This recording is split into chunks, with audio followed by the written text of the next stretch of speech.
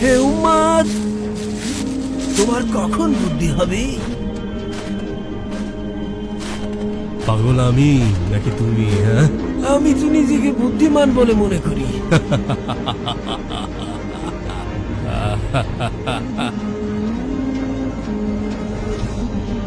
তোমার আবার কবে থেকে বুদ্ধি আসা শুরু করলো? হ্যাঁ,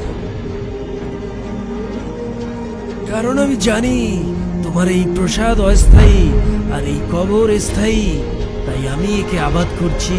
কিন্তু তুমি তোমার প্রসাদকে আবাদ করে এই কবরস্থানকে আবাদ করছো না।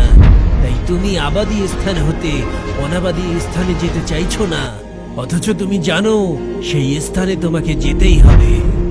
এই কবরগুলোতে এসে আমি ডাক দিয়ে জিজ্ঞাসা করেছি, সম্মানিত লাঞ্ছিত রাজ কোথায়?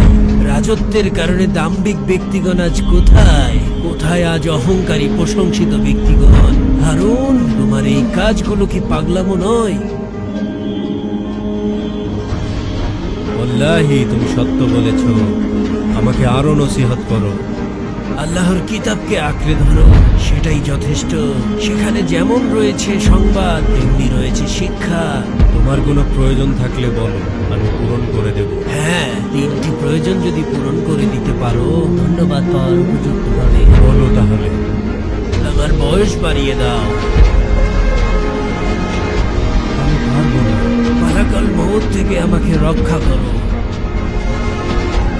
আমার সে সামর্থ্য নেই। আমাকে জান্নাতে প্রবেশ করাও, জাহান্নাম থেকে বাঁচাও। আমার সে শক্তি নেই। তাহলে জেনে রাখো, তুমি বাদশা নও, গোলাম। আর কোনো গোলামের নিকট আমার কোনো প্রয়োজন নেই।